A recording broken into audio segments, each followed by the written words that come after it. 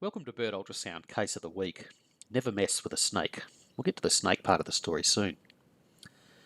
I've just made these nice colourful diagrams of the dermatomes of the upper limb. Now what a dermatome represents is a schematic representation of which nerves supply which parts of our skin.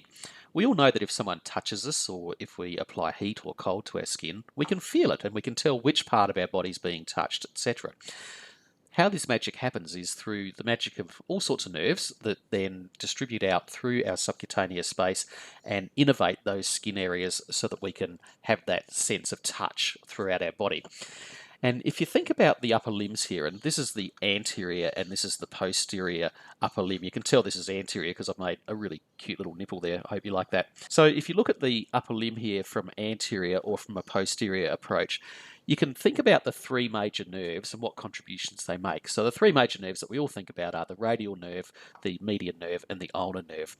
So if we think about the radial nerve first, let's have a look at the red areas. So everything that's red, so this area here, all of these red areas down here, and this red area here, all of that is serviced by the radial nerve. And we certainly think commonly, I think, about the superficial radial nerve and its contribution to the hand, because when we're doing a Quervain's injection, for example, we always identify the superficial radial nerve, make sure we don't hit it, because if we do hit that nerve and damage it, that will cause a Wartenberg's syndrome, and that will give the patient sensory alterations on this part of their hand on the posterior aspect and this part of the thumb here on the palmar aspect as well. And this can be very uncomfortable for the patient indeed. What about the median nerve? What does the median nerve do? Well, it does these yellow areas here in the sort of hand and fingertips. So the dark yellow areas here on the thumb, on the index finger, the middle finger, and the radial half of the ring finger, as well as these fingertips here, are all serviced by the median nerve as it's already passed through the carpal tunnel. And this area here in the palm of the hand is serviced by the palmar cutaneous branch of the median nerve, which does not pass through the carpal tunnel.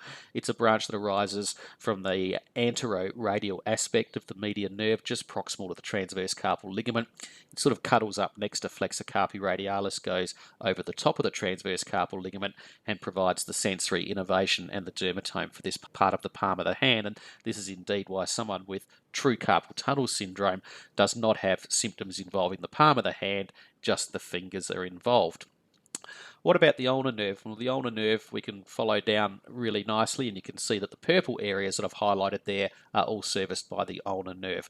So this is serviced by the part of the ulnar nerve that comes down through the Guyon's canal, adjacent to the ulnar artery and the pisiform, and this area on the posterior aspect on the dorsal side of the hand is serviced by the dorsal cutaneous branch of the ulnar nerve that comes off before the Guyon's canal. And this is another nice little clue to know, is if you have someone with ulnar nerve symptoms, if it affects this part of the ring finger and this part of the little finger, and it also affects the back of the hand here on the ulnar side as well, that can't really be happening because of a compression in the Guyon's canal. It has to be something more proximal, because it certainly then picks up the distribution from the dorsal cutaneous branch of the ulnar nerve that arises before the Guyon's canal. So it's a nice way of differentiating the level of the ulnar nerve compression.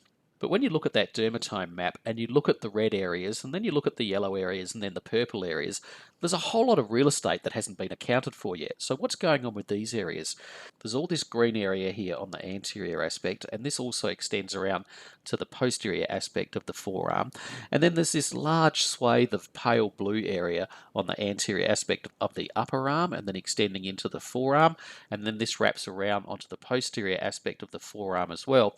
And these are areas of the dermatome that are not serviced by one of those three major nerves. The first nerve I want to discuss here is the musculocutaneous nerve, and it has a really great name. Musculocutaneous, if you break it down, it is a muscle driver, so it has a motor component, and then it's a cutaneous nerve, so it has a sensory component as well. And it sits in this location. It comes down from the brachial plexus, and it comes all the way down through the upper arm and then down through the forearm as well. Now, in the proximal area, it's really easy to find at this level here. If you just do your standard bicipital groove picture and then come down to what I call the butterfly view, you're going to see the long and the short head of the biceps brachii muscles flourish, forming that butterfly type shape, and the muscle underneath them is coracobrachialis. And sitting between those three muscles, so sort of right in the middle of the butterfly there, is the musculocutaneous nerve, and it's very, very easy to locate. The muscle motor function of the musculocutaneous nerve is to provide motor function to the biceps brachii, the coracobrachialis, and the brachialis muscles in the upper arm. We can then follow it down through the upper arm, and it sits in a nice fascial plane between the biceps brachii muscles and the brachialis muscles sitting underneath it. As it approaches the elbow, it exits this plane into the subcutaneous space, and it does so immediately lateral to the biceps brachii distal tendons. It's at this level that it becomes really subcutaneous and then changes its name to the lateral antebrachial cutaneous nerve, and then it becomes a cutaneous nerve that supplies sensory function to this green swathe of skin on the radial side of your forearm. The musculocutaneous nerve, and then as it becomes the lateral antebrachial cutaneous nerve, can run into grief in a few different ways. The first way is through venipuncture, because it sits immediately adjacent to the cephalic vein here in the antecubital fossa, and this is one of the most common veins that we use for taking blood and for giving medications, etc., and giving IV contrast, of course, in a radiology setting. So if we go through the back wall of that cephalic vein there, it's quite easy to then damage the lateral antebrachial cutaneous nerve, and this will lead to sensory symptoms in that area of green skin on the diagram.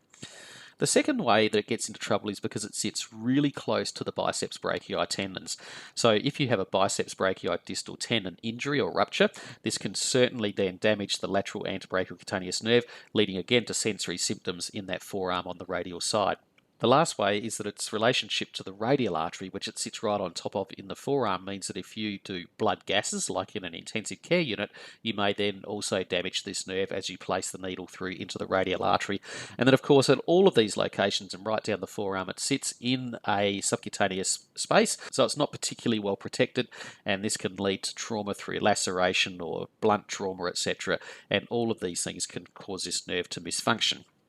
If we then look from the back, you can also see that the lateral antebrachial cutaneous nerve takes care of this part of the posterior radial aspect of the forearm as well. So any sensory symptoms that we're getting in these green areas, either here posteriorly or here anteriorly, whether it's numbness, whether it's hypersensitivity, pins and needles, formication, all of these things can be attributed to irritation of the lateral antebrachial cutaneous nerve. So to find the lateral antebrachial cutaneous nerve, I start with my butterfly view, and this video starts just below the butterfly view, where we're seeing the biceps brachii muscle superficial here and the brachialis muscle underneath it. And this little black dot here is the fascicle of the lateral antebrachial cutaneous nerve. We're going to follow it distally. So follow it down distally, here it comes across, and you're going to see these two muscles sit either side of it, biceps brachii and brachialis, and then eventually it comes out here and it comes out into the subcutaneous space, and now it's sitting right in the subcutaneous fat just underneath the skin here. If we then continue to follow it down to see it crossing over the elbow here, you can see how close it gets to that cephalic vein. The cephalic vein really swamps right over the top of it. There's the nerve there, and if you watch this video through from the beginning again, you're going to see the way that that cephalic vein sits really right on top of it. And so if you imagine putting a needle through that vein and going through the back wall of it, you're going to skewer, you're going to shish kebab that poor little nerve sitting right underneath it. It then, unfortunately, has also this very close relationship to the biceps brachii. So this is the short and long head of the biceps brachii, and then this is the lateral antebrachial cutaneous nerve sitting immediately adjacent to it. And again, you can see the relationship, how close it is to the cephalic vein. So venipuncture injuries here, and then, of course, if you damage these tendons in any significant way, this is immediately adjacent to the nerve, unfortunately. If you then follow it down to the forearm, you can see it sitting right there on top of that radial artery there. And so this is, again, a very, very dangerous position for it to sit in. If we do arterial blood gases or if we just have any injury to our forearm, it's sitting right underneath the skin here. If you've got really eagle eyes, you might have also noticed a much larger neural structure in this video. And this over here is, of course, the superficial radial nerve. And the superficial radial nerve is just making its little exit there from underneath the brachioradialis tendon. So this is the brachioradialis muscle, and this is how I find the SRN. then it becomes its tendon, then the SRN sneaks out from around the edge of that. But then I didn't realise really until watching this video that on the other side of brachioradialis, of course, you have the radial artery, and it's immediately adjacent to that you have the lateral antebrachial cutaneous nerve. So this is another nice way of locating this nerve in the forearm, is to simply do the SRN, but then look on the other side of the brachioradialis tendon, find the radial artery and look on top of that. It's a very cute little trick, I think. The next nerve that I'd like to consider is the medial antebrachial cutaneous nerve, and this nerve supplies all of this blue area with its sensory innervation, so it's quite a large area. It has this course where it runs down. It's actually a primary trunk from the brachial plexus, so unlike the lateral cousin of this nerve that arises from the muscular cutaneous nerve, the medial antebrachial cutaneous nerve comes directly from the brachial plexus. It really sits just in front of the brachial artery in the upper arm here, but it sits in the subcutaneous space just underneath the skin. It parallels that brachial artery down through the upper arm, and then it comes across, gets quite close to the medial epicondyle here, and then comes down into the forearm. And it has a very, very close relationship to the basilic vein, which of course puts it in peril when we're doing venipuncture as well. So if we have venipuncture at this level in the antecubital fossa and we're targeting the basilic vein, we may inadvertently damage the medial antebrachial cutaneous nerve.